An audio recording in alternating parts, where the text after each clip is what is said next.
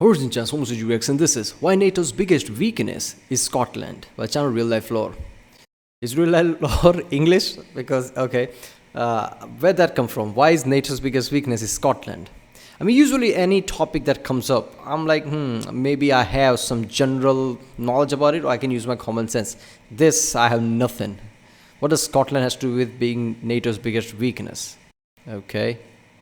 Yeah, so I guess this is another, Russia versus NATO type of series, right? There was a Russian video like how, Russia screwed because of Finland, right? And now this is like, why Scotland is the reason why NATO is going to be screwed or something. I like it. This like, is this part of modern conflict series or something? Yeah, I don't know. But yeah, let's watch it. Hello, RealLifeLore. All the topics that RealLifeLore covers is just awesome. It's trending at number 10, okay? So let's watch it. Currently going through one of the greatest crises in its entire history, and it's so severe it's unclear whether or not the country will end up surviving in its current form at all. The rate of inflation in Britain is currently the highest it's been in more than 40 years. Yeah. The economy is in the midst of a recession that is... Why? Because of Brexit, right? Because of the COVID, they didn't feel it. But as soon as the COVID and lockdowns went away, now the Brexit effect is feeling, right? Every expert was saying this, and people are like, oh no, we'll be fine.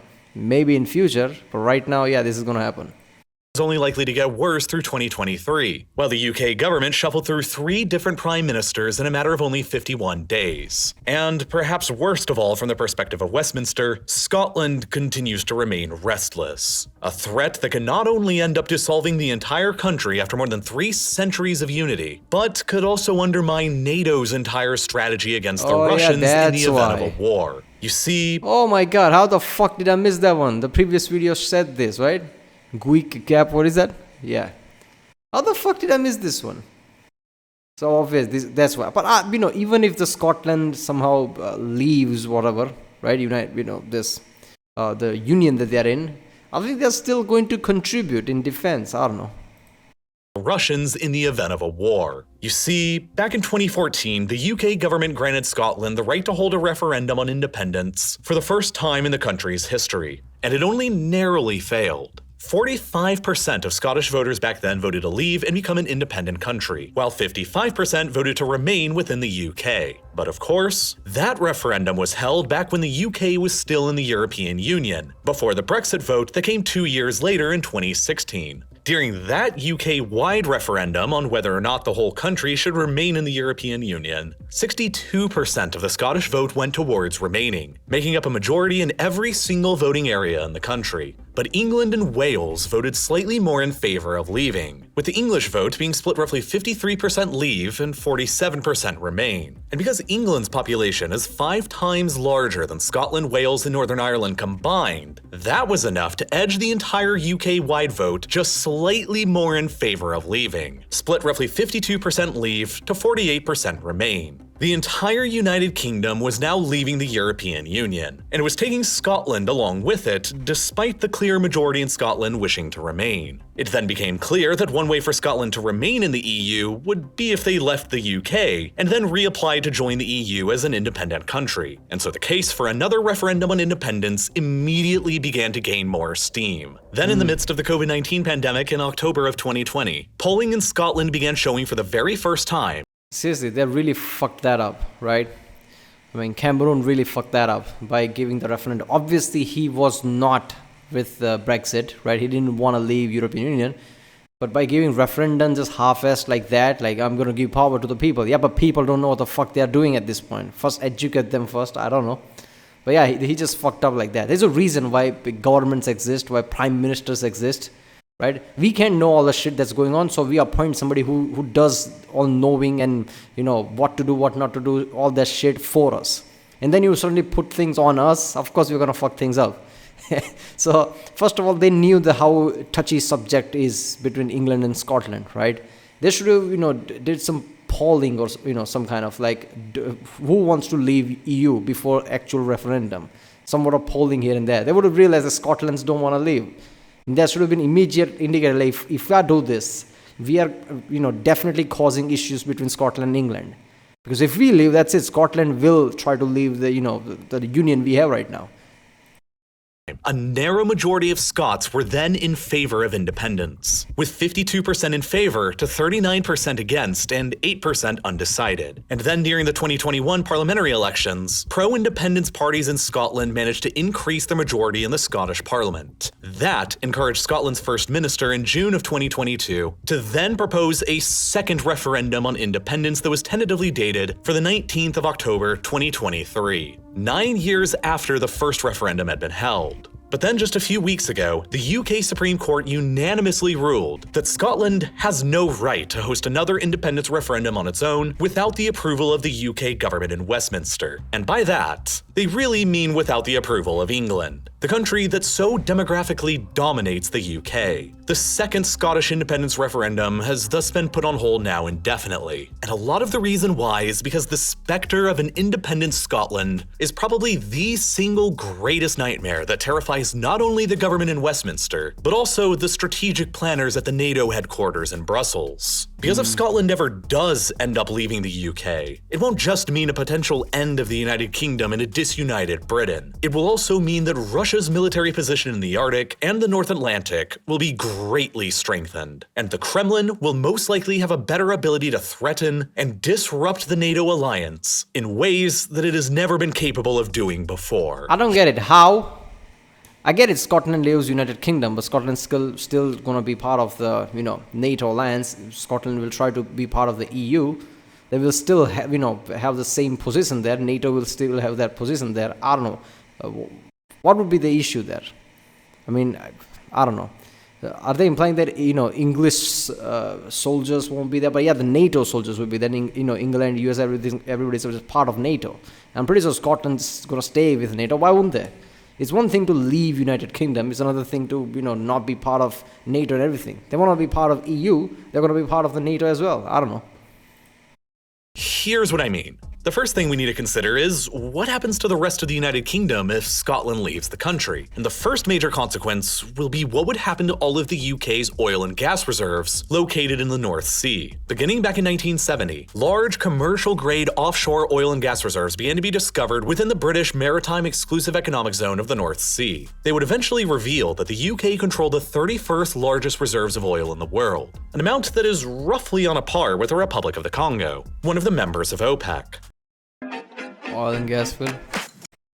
Understandably, these North Sea reserves quickly became a central foundation for the modern British and Scottish economies. By the 1980s, British oil and gas revenues from the North Sea had hit their highest levels when adjusted for inflation, around £35 billion a year in today's valuation. And over time, the industry would pay hundreds of billions of pounds in taxes to the British government and support hundreds of thousands of UK jobs. And even though production, revenues, and taxes have all steadily declined over the decades since the 80s, as the fields have become more and more depleted, British domestic oil and gas production was still sufficient enough to meet more than half of the UK's entire demand as recently as 2016. And as a result, the UK has been capable of maintaining a strong sense of energy independence now for decades, and has been less reliant on foreign imports of oil and gas than other European countries like Germany. And that has given the British government a much higher degree of flexibility in its foreign policy. As an example, before the Russians invaded Ukraine, the UK was only importing 4% of its gas and 9% of its oil from Moscow, compared to Germany's Russian-supplied imports of more than half of their gas and 40% of their oil. Thus, it was a far easier decision for the UK to ban all of their Russian fossil fuel imports than it was for Germany. They could always make up some of that difference by ramping up production in their own fields in the North Sea. But if Scotland ever ends up leaving the country, it'll take the entire domestic British oil industry along with it. This is because, as an independent country, Scotland would be entitled to its own Maritime Exclusive Economic Zone, or EEZ, just like every other country, and it would most likely end up looking something like this. All of the maritime resources within this zone would then belong to Scotland. And remember that the UK's offshore oil and gas reserves in the North Sea are located like this. Notice that pretty much all of the oil reserves would be within the Scottish EEZ. This means that in an instant, 95% of the UK's current oil reserves would flip over to being Scottish oil reserves. And okay, I don't get this, right? I've seen lots of parliament videos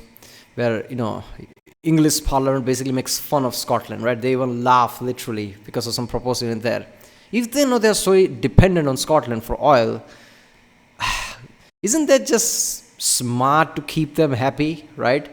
Give some respect to them, because there's so many videos I've watched that somebody proposed something from Scotland and everybody just laughs in the parliament. Like, what the fuck?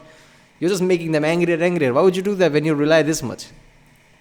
Many interesting implications would flow from this. Scotland could then choose to do whatever they want with the oil, including potentially nationalizing the industry and kicking out the big major companies that are currently operating there like BP. Or they could potentially even refuse to allow any extraction at all, and let the oil sit there in the ground for environmental reasons while the country transitions towards a renewable future. Yeah, whichever the scenario, Scotland would ultimately be in charge of what is today the entire Don't UK. want to pause too much, but that's not going to happen. It's called, international relations. They want to leave UK, sure, but they're not going to make sure that they leave England as a massive enemy.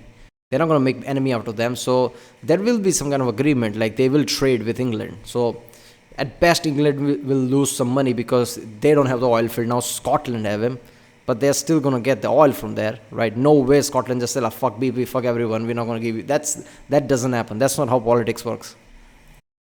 Domestic oil supply, and they'd be capable of deciding how much or how little of it goes to whatever remains of the UK. If it ends up being very little, then whatever remains of the UK suddenly loses a lot of its former energy independence. And so they'll have to go searching around the world for additional oil suppliers to meet their demand. And worse still, the Russian invasion of Ukraine and the reluctance of OPEC members to raise production resulted in the global price of oil skyrocketing in 2022, which is resulting in a temporary boost in the profits to the UK oil industry, and potentially encouraging Scottish independence even further. Since most of the oil industry takes place in Scottish waters, the higher oil prices are temporarily improving Scotland's financial position relative to the UK as a whole. Scottish nationalists are aware that this situation won't last forever, as the limited oil reserves continue to run out and global prices eventually return back to normal. So right now, Scotland is the strongest they are ever likely to appear in any hypothetical negotiations for independence. Hence, partially why the Scottish First Minister was insisting on an independence referendum to be held in October of 2023. But were Scotland to successfully leave the country, it likely wouldn't be the end of the United Kingdom's dissolution. For the first time in the UK's modern history, the 2021 census revealed that Catholics outnumber Protestants in Northern Ireland by a rate of 42% to 37% of the population. And while this doesn't suggest that all Catholics support union with Ireland, nor all Protestants support staying in the UK, it is still nonetheless a notable demographic development. Yeah. Exactly a century previously, in 1920. Let's be honest, if there were majority Protestants, yeah, they would be more inclined towards England, because that's just how it works. But now because of Catholics, I don't know. I mean, Republic of Ireland, whatever, right? Catholic is kind of a strong majority there, if I remember correctly, right? So this would kind of shift that thing. And if the Scotland wants to leave too, they would left out thinking like, why the fuck are we staying here? Especially because of the EU split is going to cause issues in our island to begin with. So I guess they would leave too. If Scotland leaves, they're definitely going, right? It doesn't matter, it's just a matter of how long they'll stay. So yeah. But I still don't see the NATO's issue, because as an international relations work, Scotland will, sell to England basically. England will lose some money because they don't own it now. Scotland does, and they have to pay for it or whatever. But yeah.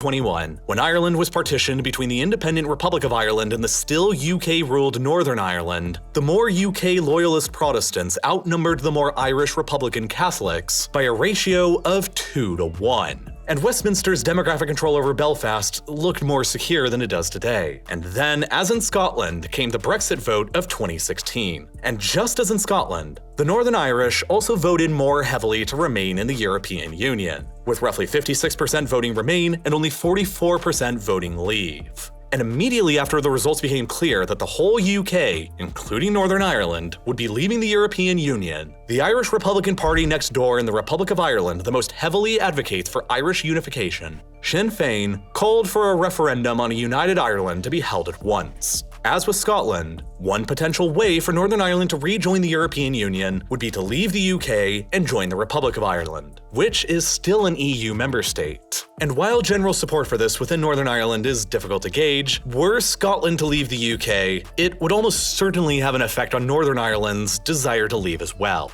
In the event that both of them did leave, the United Kingdom would essentially dissolve into just the Kingdom of England and Wales, marking what would probably be the end of the long, century-long process of the British Empire's collapse that began after the end of the First World War. If they left, Scotland and Northern Ireland would almost certainly apply to and rejoin the European Union. But what about the NATO military alliance? Ireland has always maintained an official policy of military neutrality throughout its entire history since independence, and has never once applied to join NATO, even after the Russian invasion of Ukraine. If Northern Ireland left the UK and joined with the Republic of Ireland, then that territory would no longer be a part of the NATO alliance. And if Scotland leaves the UK, then they would also suddenly no longer be a part of NATO either. That would leave them with two choices. Either reapply to NATO and go through what would likely become a years-long bureaucratic process to become approved individually by every single other existing member of NATO, or pursue a similar policy of military neutrality as Ireland, and simply decline to reapply and stay out of it. Either of these choices— What? So that's the technicality would fuck them over? So I'm sure they could come, NATO, obviously NATO relies on Scotland because of that, strait there, which Russia could exploit. So it's in NATO's favor to, Scotland to remain in NATO, right? So I get it, it's all the paperwork and all that shit, but in the end, I think they would come with some kind of a loophole or something like this. Scotland was part of the UK is part of NATO, and if they don't want to leave NATO, they don't have to go through all the process and voting, they're still part of NATO or something. Right, is one body dissolved into multiple parts, still part of NATO or something like that. They could do that. And as far as Scotland, I don't think they would want to not be part of NATO. Why wouldn't they? Right? They would be threatened themselves. Right? The reason why they are so strategically important to NATO, that is the same reason they would be threatened by Russia and places like that. Right? So they would stay in NATO. No way they would just leave it. And even if they don't want to, I think that England and Scotland would come across some kind of agreement like that.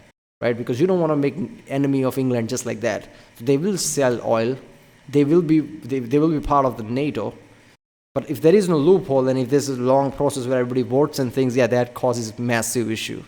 There will be countries that will just basically, stop Scotland to be part of NATO for obvious reasons, and that would definitely cause issues with their strait. I don't know.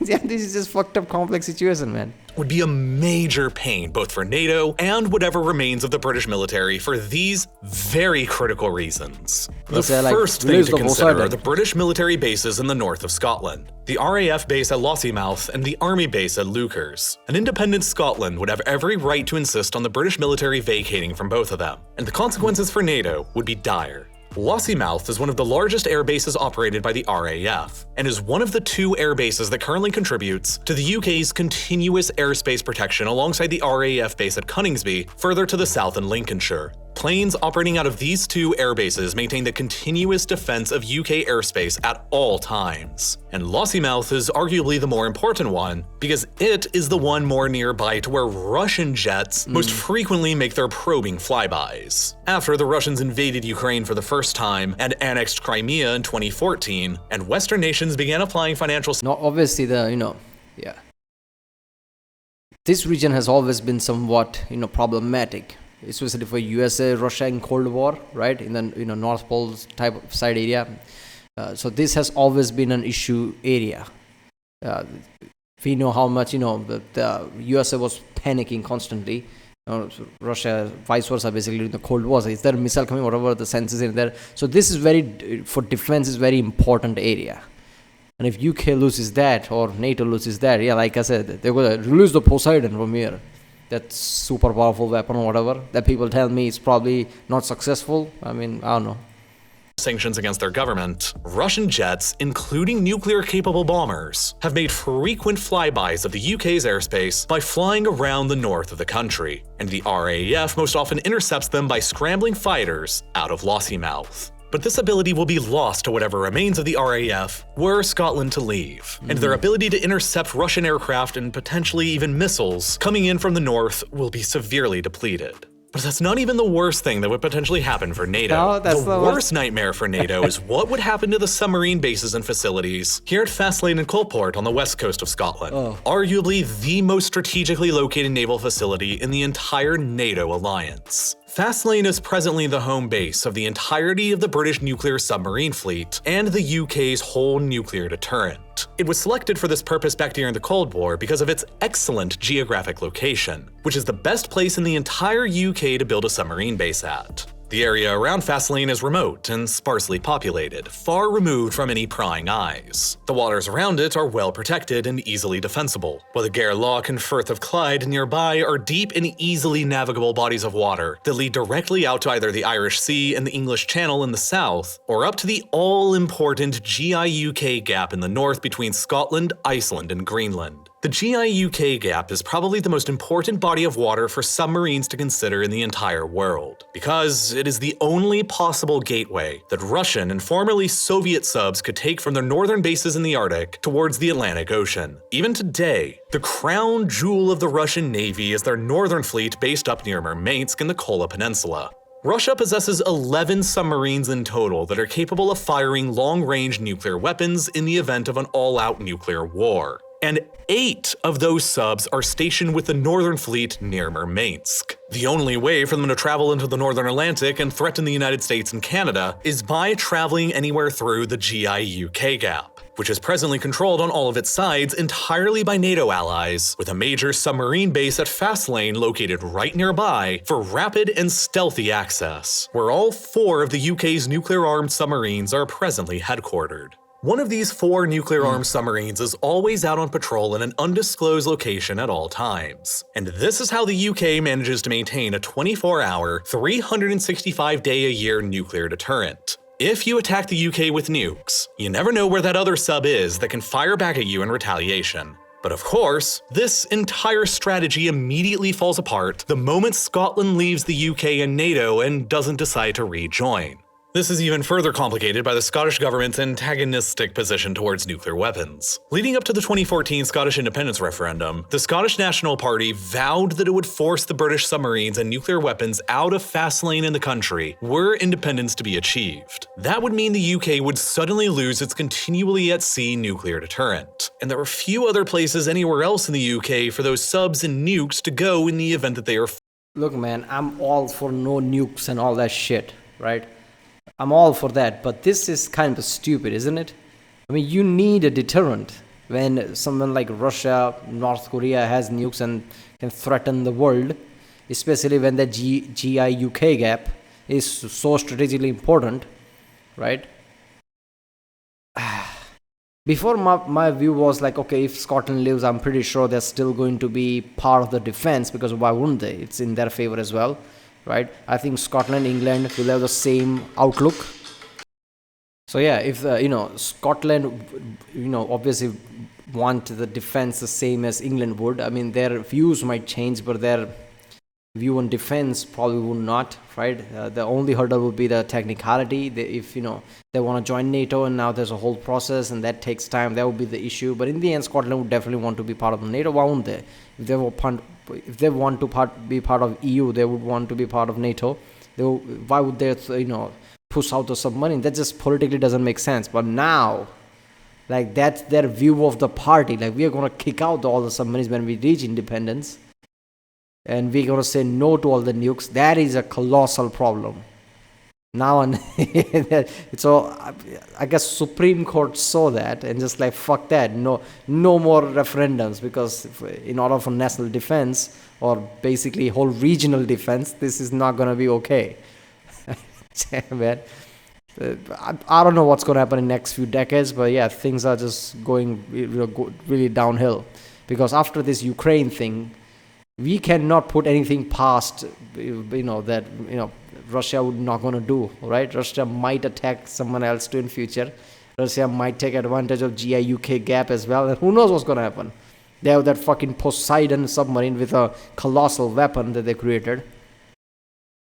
Forced to leave. It would end up costing the UK billions of pounds and years worth of effort to recreate another submarine base of the same kind of caliber somewhere else in England or Wales. And the geographic location would never be as good as it is at Fastlane. For many years until the new base could be constructed, the entire British submarine fleet and nuclear deterrent would almost certainly have to be rebased outside of the country, in the facilities of another NATO ally with nuclear submarine capabilities, of which there are only two. Across the Channel in France or across the Atlantic in the United States, neither of which are particularly close to the GIUK gap, and both of which would add significant logistical issues to the UK's nuclear deterrent. As a great power with global interests and commitments, the UK arguably needs a continuous nuclear deterrent because global threats can suddenly develop and change very rapidly. In 2021, many would have probably argued that the UK no longer needed nuclear weapons to defend itself with, as there were simply no existential threats to the country. But then a year later, in September of 2022, in the midst of the conflict in Ukraine, a former advisor to Vladimir Putin named Sergei Markov publicly said during a televised interview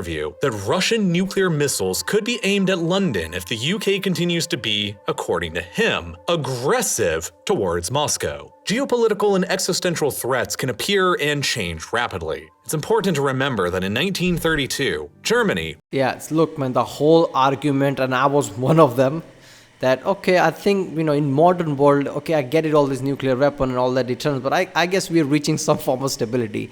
Nobody's going to do anything radical or immediate something. But now, not a single soul in this world would ever, think like, oh, we don't need this anymore. You don't know shit now.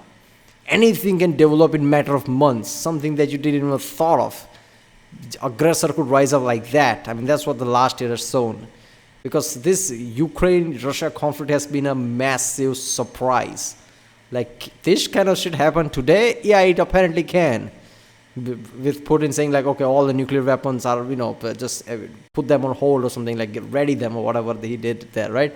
Like, put them on alert. Yeah, this, like, nobody's gonna say like, okay, I want to give up my arm. Germany said like, we are gonna develop our army now, because Germany is like, fuck that. After World War II, we thought that all these EU and NATO and everything, we won't need to do something specifically, right? And we have a bad image now, so we will not have army or whatever. That's what their view. But after all this year, like, okay, fuck me, I need to develop my army now, because you don't know what's gonna happen in the future.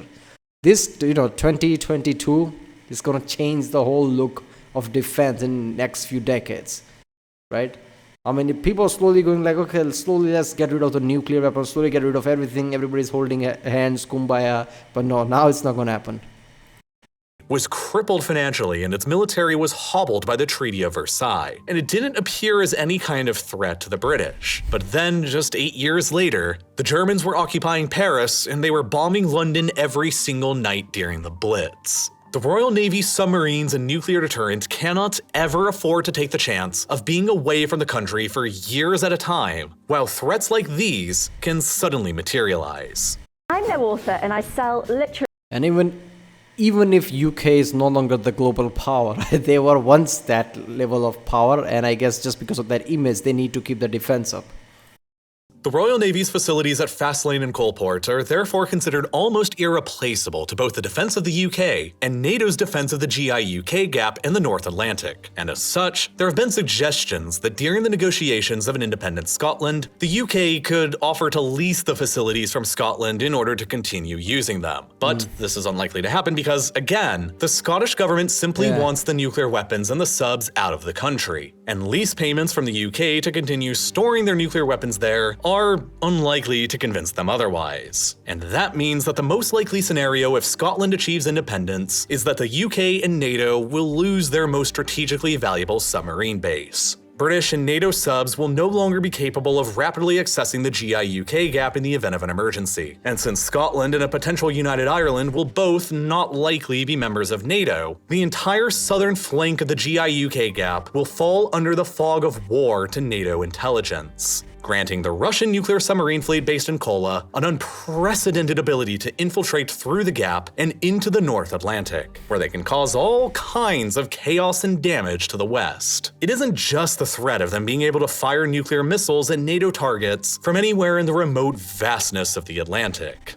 The bigger risk is potentially the threat of Russian maritime sabotage to the dozens of critical undersea internet cables that span the Atlantic between North America and Europe. These are the cables that literally form the backbone of the global economy. They carry more than 95% of international data and more than $10 trillion worth of financial transfers every single day. What? The cables across the Atlantic are the most vital links between the two halves of the NATO alliance. And they are especially critical to the Europeans, because a majority of European data is stored within data centers across the United States, that then have to travel through these cables back to Europe. Without these cables, the internet as you know it and the connectivity that you're used to between the continents would simply not exist. And you'd have to just rely on satellites instead, which are significantly slower, less reliable, and more expensive to maintain. But the cables are also critical for the military and diplomatic institutions as well, as most military orders between the continents flow through these cables too. In 2008, a break in the undersea cables between Italy and Egypt directly caused military orders being sent to US forces in Iraq to drop. And American drone flights over Iraq immediately decreased from hundreds a day down to dozens. In the opening shots of a potential conflict, these cables can be sabotaged to inflict economic mayhem and disrupt. Alright, I didn't know about the cables, holy shit. If somebody wants to cause mayhem globally, they know where to attack to the cable. Then they know where to attack satellites basically and cause global information blackout. That's just fucked up. Yeah, I didn't know GIUK gap was that fucking important, but look at that. I don't know, I still think that they're, just based out of United Kingdom. They could still create a base and still somewhat access it, but I guess the dominance that they had because of Scotland would be felt like, okay, this is really hard to do now. But they have to figure something out, and they probably will. That's how defense work. There is no option, you have to, come up with something, so they probably would.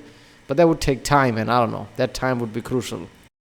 Disrupt NATO's military communications, while Russian troops attempt to quickly pour across the borders into the Baltic states to occupy countries like Estonia, Latvia, or Lithuania before a NATO response can be quickly or effectively made. The United States now has more than 100,000 troops deployed to Europe, largely to dissuade the Russians from ever trying to do that. But how do you think the majority of those troops receive their orders from the Pentagon? It's through those transatlantic cables, and the cables are vulnerable. Back in January of 2022, just a bit over. I don't know, man. Are you sure about that? I'm pretty sure US uses their defense satellites to give orders. They don't rely on those cables. Knowing how United States operate and the defense operates, they have their own dedicated satellites just to do that shit. Right? In order to carry out orders, those cables, I don't know, man. I mean, sure, your everyday, like the drone attacks decrease because of that. Sure, I can understand that. But immediate emergency response, like, holy shit, Russia's attacking, NATO members attack. I think they have satellites for them.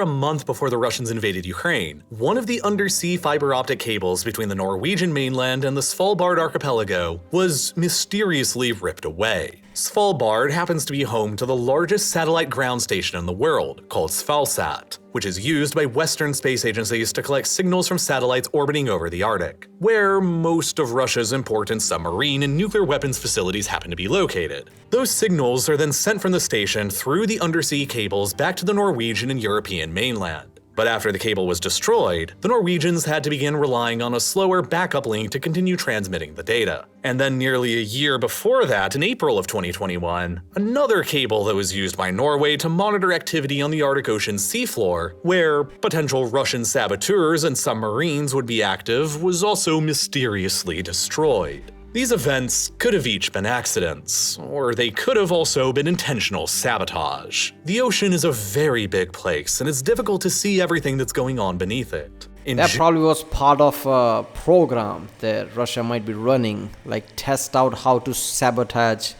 the defense in there. So they test out like, okay, let's cut off this fiber. Well, what happens to that response? Right? How do they communicate? I guess it's just like trial and error thing. Probably testing out like, how does this even work? And seeing how much threat Russia thinks NATO is, it's not surprising to think they would try this sabotage just to see how to lower the defenses. June of 2022, a mysterious culprit planted bombs down on the bottom of the Baltic Sea that blew up sections of the Nord Stream pipeline that delivered natural gas between Russia and Germany. And just a few weeks after the undersea cable between Svalbard and Norway was somehow destroyed, the Russian Navy carried out an exercise within international waters to the southwest of neutral Ireland. And the exercise's location happened to also be placed directly over the location of many of Europe's most critical undersea cables, including the Tata, damn, okay. Didn't thought of outsea Indian company, alright. Poland or the LOAC. highest capacity undersea cable in the world, called Amity, a 250 million euro cable that was only completed in 2022 that can carry 368 terabits a second of data between the continents. The threat that the Russian Navy was making by this exercise was very clear. In the event of a conflict with NATO over Ukraine, the undersea internet cables across the North Atlantic would become a target of the submarine fleet based in Murmansk. And the only way those submarines can enter the North Atlantic is through the GIUK gap. And if Scotland leaves the United Kingdom and NATO, then the Russian submarine fleet's ability to pass through the gap and threaten the cables will be dramatically increased. And that is why They can put a base here, right, and monitor from there. I mean, is that really problematic from there? Scotland leaving the UK will most likely be a geopolitical headache for both the UK and NATO that they would each rather avoid, and why the UK will try to do whatever it takes to prevent Scotland from ever actually leaving in the first place. Now, sifting through all the news to create these kinds of videos about Yeah, we will go to ground.news versus RealLifeLore and support this channel. Yeah, I think, wouldn't they just put, what was, there? Was that Norway? Or, yeah, whatever. Wouldn't they just be able to put a base there, NATO, right? Alternatively, I highly doubt Scotland. I mean, I get it. The party is saying that now. Scottish party is saying that we're going to kick all the submarines out. But I think NATO and England would make enough of a case. Like, you want to leave, fine, but we need this defense. Even you need this defense or something like that. And they would come across some kind of agreement. Scotland do need to trade with NATO countries. They do need global trade. And they don't want to piss off people that much. So I highly doubt that even the party's stand right now is to we're gonna kick out all the submarine. That's not gonna happen because it's not just England, it's NATO, right? The entire NATO alliance. They're not gonna piss off every country, every NATO country basically, because they need to do global, trading and economy. So I don't know. I feel like this is even if Scotland leaves, it's mostly not gonna make much change in defense. But if everything that RealLifeLore says happens. That's just fucked up because Russia is definitely, trying things out, basically, like how to disrupt this, how to disrupt all these fiber cables and everything. They did carry out that exercise near Ireland, so that's a problem. Oh God. Next decades could go slowly back to normal, or next decades could just escalate before we realize 2010s would look completely different than 2030s or something. But yeah, there you go. Alright, well, if you like my next one, don't forget to subscribe, and I'll see you next time.